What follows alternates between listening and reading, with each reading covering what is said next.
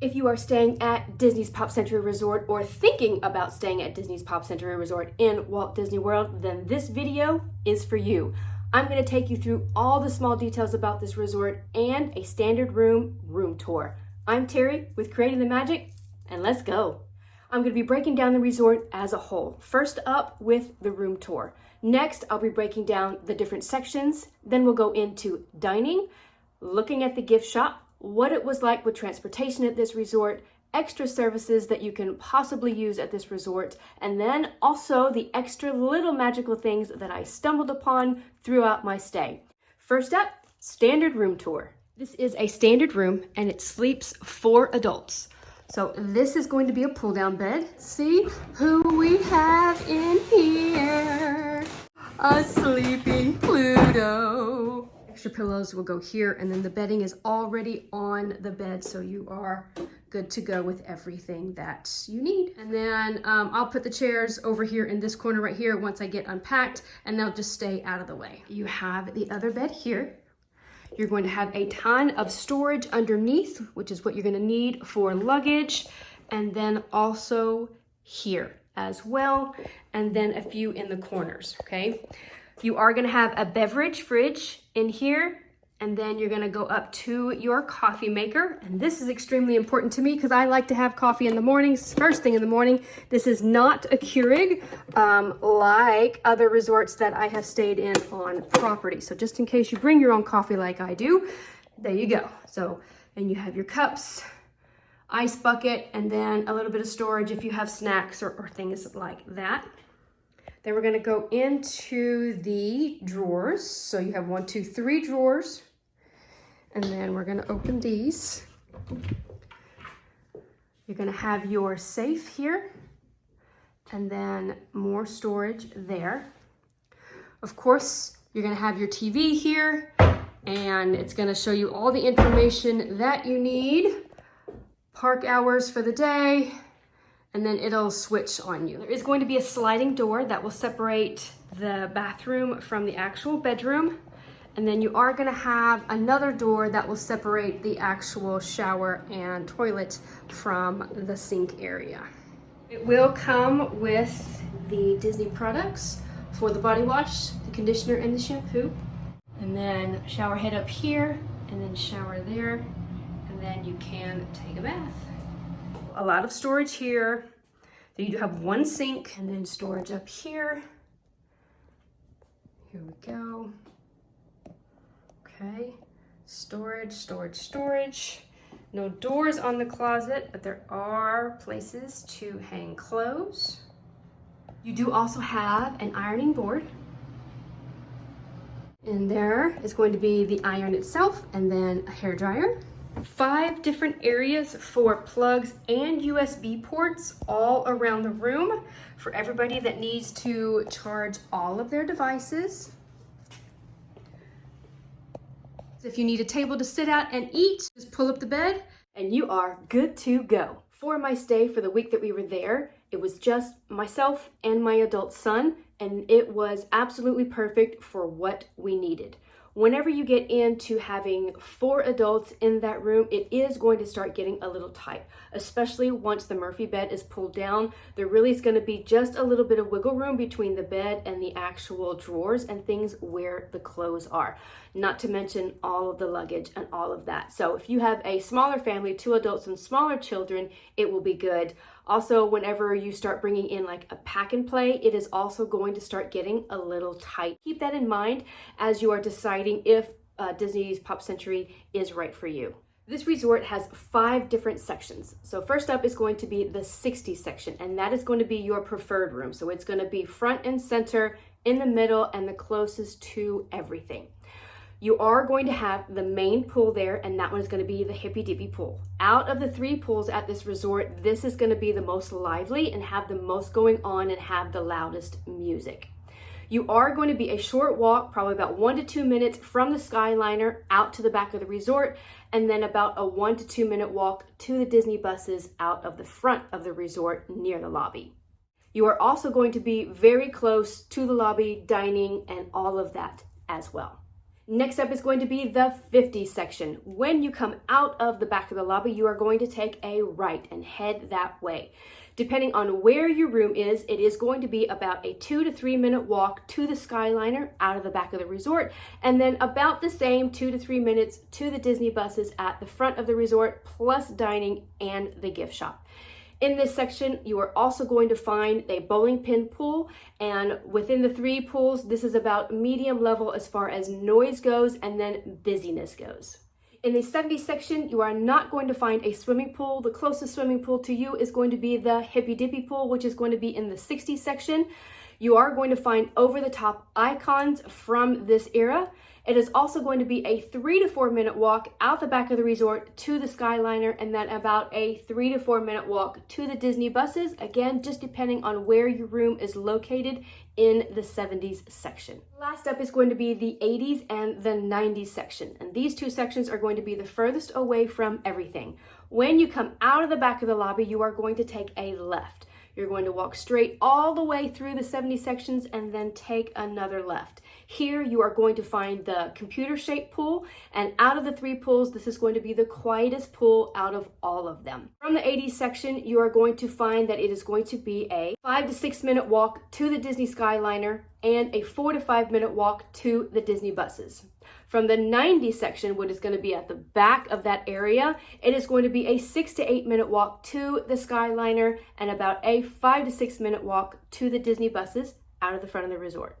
In the main building of the resort, you are going to be able to find both the gift shop and the dining location, and this is going to be called Everything Pop.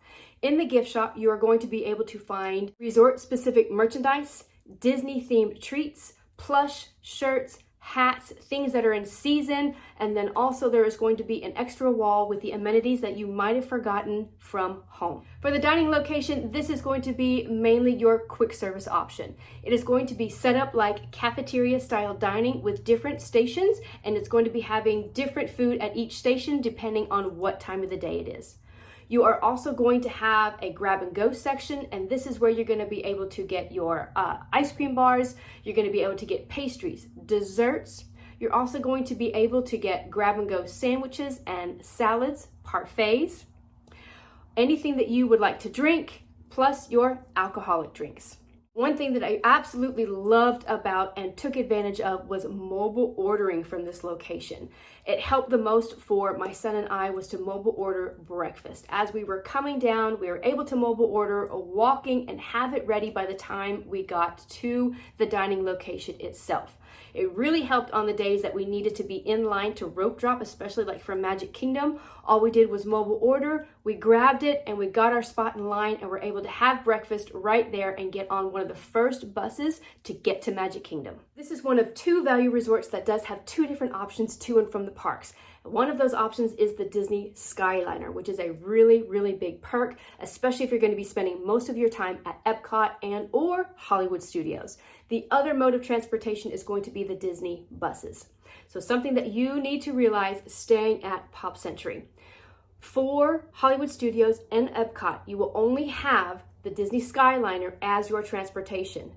At the time of our stay, buses were not running to those 2 parks. The only parks that had the buses running to them were Magic Kingdom and Animal Kingdom. Also something to keep in mind, since this is a Skyliner resort, if by chance there is bad weather and or there is lightning in the area, the Skyliner will close down and not run guests back and forth to and from the parks. If that happens, then what you are going to use are the Disney buses.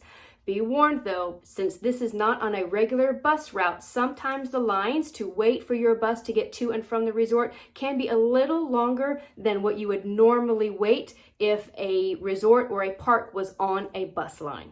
Each morning, each mode of transportation started running about an hour before that early entry official opening time. They will start running and warming up the Skyliner about 15 minutes before that opening time. Then they started boarding guests about 5 minutes before that opening morning time. To get to Hollywood Studios and or Epcot, it took roughly about 10 to 15 minutes, just depending on which park you were going to. The same thing for the Disney buses. If you are trying to rope drop Magic Kingdom, I did get in line for the bus for Magic Kingdom about 7 o'clock in the morning and was able to board a bus by 7:25 a.m. It took us probably about 15 minutes, just depending on traffic, to get to Magic Kingdom, and I was there in time to rope drop and open the park, and I was at the beginning of the pack when it was time to literally rope drop Seven Dwarfs Mine Train. For my arrival day, I arrived extremely early in the morning, and my departure day, I left extremely late. I took advantage of the luggage drop-off services for that. So whenever you get to the resort, luggage services are at the front of the resort, or you can also find them on the back of the lobby as well. This service is open 24 hours to you, and you are able to drop off and go, especially if you get there early, and you can go to Disney Springs if you wanted to take advantage of going into the park in the evenings, whatever it is that you would like to do. But the option is there for you to be able to drop and go. Let's talk about getting groceries delivered. So they do have both a refrigerator and a freezer, and many guests that I observed were using this service. So services like Instacart, DoorDash, Waiter, Amazon sending groceries to your resort, those were being utilized quite often by other guests. You are able to have it delivered to the resort before you actually arrive. And then whenever you're able to check in or get into your room, you're able to go up to the area that you had your groceries dropped off at, get that, and then get that delivered to your room. So everything is done, easy peasy for you. If you do use these kind of services, and or if you also just order like fast food from outside places and have it dropped off, make sure that you're telling your shopper or the person that's going to get that for you where you want the food dropped off. For the most part, the best thing to do, especially if you're getting like dine-in food, is to meet them at the front of the resort. If you are looking at either renting an ECV, or if you are looking at renting a stroller from outside sources, at the time of filming this, the only company that is able to actually drop off those things that you don't have to meet them for is Scooterbug. Another very well-known and highly rated service for renting strollers in Orlando is going to be called Kingdom Strollers. At the moment, you are going to have to meet them at the front of the lobby to be able to pick up and drop off those strollers. I will leave the link in the description box below for them if you would like to check them out. Another service that I took advantage of through my stay was the laundry services. There are laundry services throughout the resort, and to be able to get into those laundry services, you are going to need a Keys to the World card or a Magic Band to scan to be able to get in. You are only able to pay with both a debit or credit card. Those are the only forms of payment that you are going to be able to use in order to use the services. The cost at the time of travel for me was $3 per wash and $3 per dry. There is also a vending machine that you are able to get washing detergent out of, and it was $1 per box to be able to do that. I do normally go to the travel section and I bring travel tides, or if I have detergent pods already at home, I would just grab a couple of those, put those in a baggie, and also bring those with me as well. As I was walking around and exploring the resort, I did stumble upon a few little extra magical experiences that you can have at the resort and are an extra cost. And I like to include these because every little thing that you are not expecting can eat into your budget. So I like to make sure that everybody has an idea of what you're walking into. All right, so first up, in the Hippy Dippy pool, there is going to be face painting. Face painting can run between $10 and $25. They have airbrush tattoos. The airbrush tattoos normally ran about $10 a piece. You're going to have hair wraps, and those would run you about $10 to $14. And then also henna tattoos. And the henna tattoos ranged from about $12 to $25. Also, something that happens every evening is going to be the groovy campfire. Here you do get complimentary marshmallows that you are able to roast over the open fire. The extra cost here is s'mores kits. If you would like to purchase the s'mores kits, those are going to be about $6 a piece. Pro tip for you: Whenever you arrive, go to the front desk and make sure that you pick up your celebration button. This is going to be something free that you can get from Disney, take home as a souvenir. This particular trip, we weren't celebrating anything other than a mom and son trip. That was it. And that is what we put on our buttons. You can literally celebrate anything. It can be a birthday. It can be first trip. It can be a honeymoon. Again, anything that you want to celebrate, make sure that you get those celebration buttons. Make sure that you wear them in the park because you just never know what kind of magic will happen to you throughout your stay. Make sure you hit that subscribe button and that notification bell because in my next video, I am going to show you how I did my own DIY in-room celebration, Star Wars themed, for my son.